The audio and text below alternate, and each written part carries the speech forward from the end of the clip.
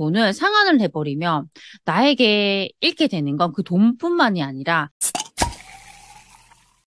안녕하세요. 세비티입니다. 오늘은 저희 소치님께서 저에게 남겨주신 상담 사연이 있어요.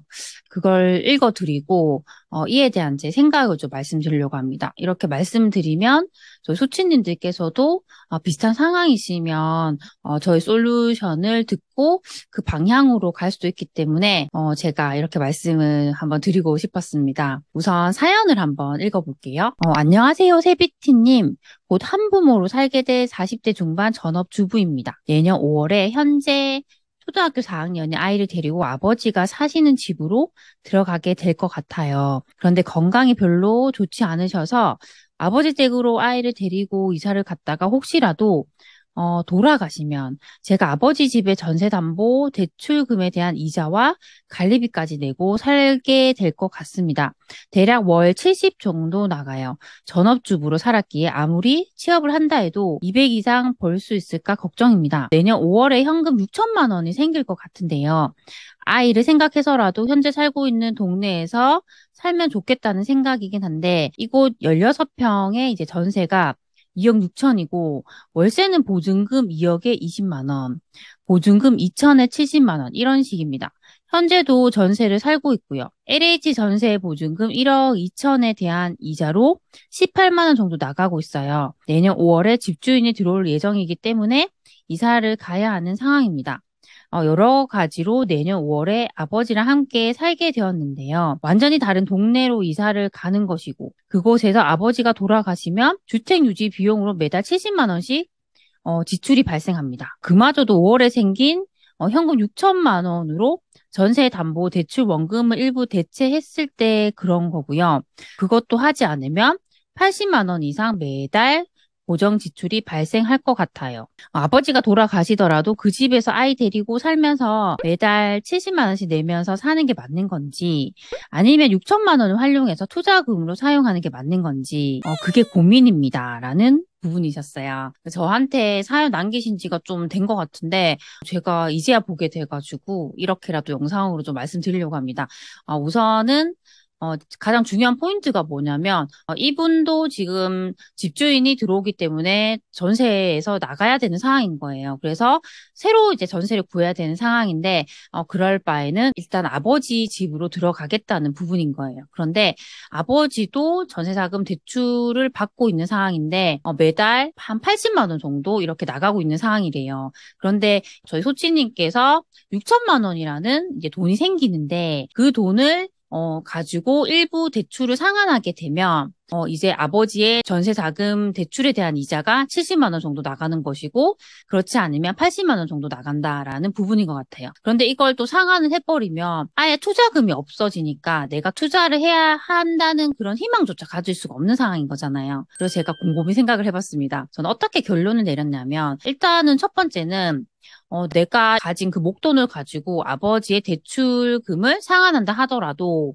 그게 차이가 10만 원 정도밖에 나지가 않잖아요. 그걸 갚지 않아도 80만 원, 갚을 땐 70만 원이 나가요. 그렇다면 큰 차이가 없기 때문에 굳이 대출을 빨리 갚을 필요가 없다는 생각을 했습니다. 그리고 두 번째는 뭐냐면, 만약에 이렇게 나의 시드머니, 내가 가진 그 6천만 원이란 돈을 상환을 해버리면 나에게 잃게 되는 건 그 돈뿐만이 아니라 희망이라는 것도 잃게 되는 거예요. 그래도 내가 그 돈이라도 있으면 내가 이걸 굴려가지고 어떻게든지 지금 이 상황에서 탈출할 수 있겠다. 그런 희망을 가지고 열심히 살 수가 있잖아요. 그런데 그 돈마저 없어버리면 정말 이분 상황에서 너무 힘들겠다는 생각을 많이 했어요. 제가 이제 생각을 한 건 6천만 원을 가지고 당장 지금 투자를 하라는 건 아니에요. 정말 지금 같은 상황, 지금 계속 좀 변동성이 있는 상황이잖아요. 그런데 내가 확신도 없는 상황에서 투자를 하면 그게 오히려 저희 소치님은 더 힘들게 할 수도 있습니다. 그래서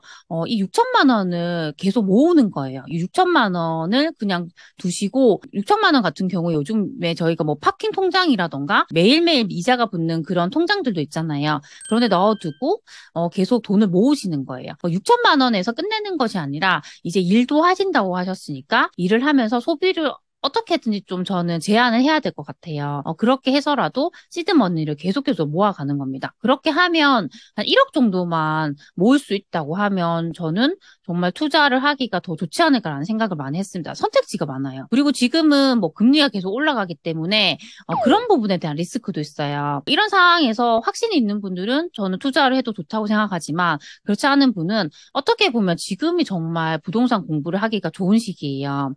그 이유가 뭐냐면 지금 조정을 받거나 하락을 하는 곳들이 많이 늘어나고 있는 상황이에요.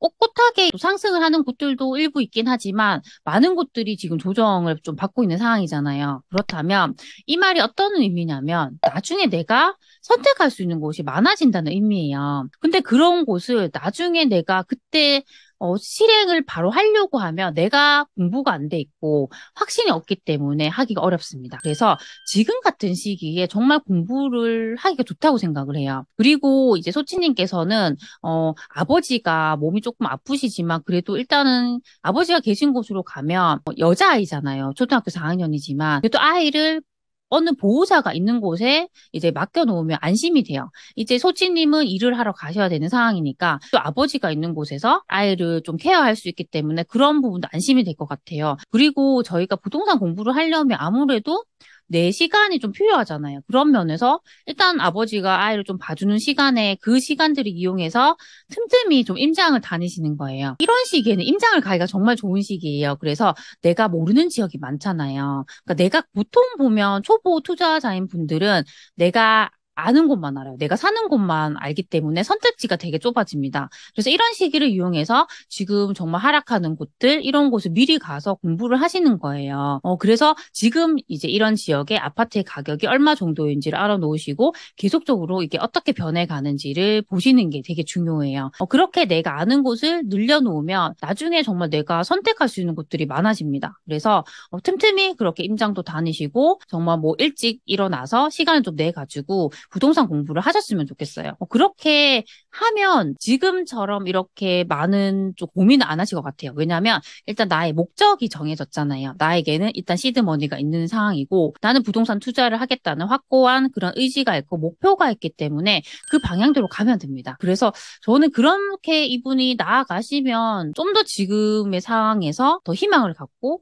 갈 수 있지 않을까라는 좀 생각을 많이 해봤습니다. 그래서 결론적으로 말씀드리면 그냥 제 생각은 나에게 생긴 그 6천만 원이라는 돈을 가지고 대출을 상환하지 말고 일단은 그 돈을 계속적으로 모아서 시드머니의 크기를 크게 만드셨으면 좋겠어요. 그리고 이 시간을 이용해서 내가 부동산에 정말 관심을 가지고 공부를 해서 실력을 좀 키우는 그런 방향으로 가면 좋지 않을까라는 생각을 했습니다. 이 사연을 읽으면서 이분이 얼마나 지금 많이 고민이 되시고 마음 착잡하실까라는 생각을 많이 했습니다. 저는 어떤 생각을 하냐면 우리가 아무리 힘든 상황이라고 하더라도 나에게 희망만 있으면 그걸 극복할 수가 있어요. 그런데 그런 희망조차 없다면 우리는 거기서 벗어날 수가 없잖아요. 그게 나를 좌절하게 하고 아무 의욕도 생기지 않게 하더라고요. 그래서 이분 같은 경우는 그런 희망을 좀 갖는 방향으로 가시면 좋지 않을까라는 생각을 많이 해봤습니다. 그래서 오늘 제가 드린 말씀이 우리 소치님에게 조금이라도 도움이 되셨으면 좋겠습니다. 그럼 다음 시간에 만나요. 안녕.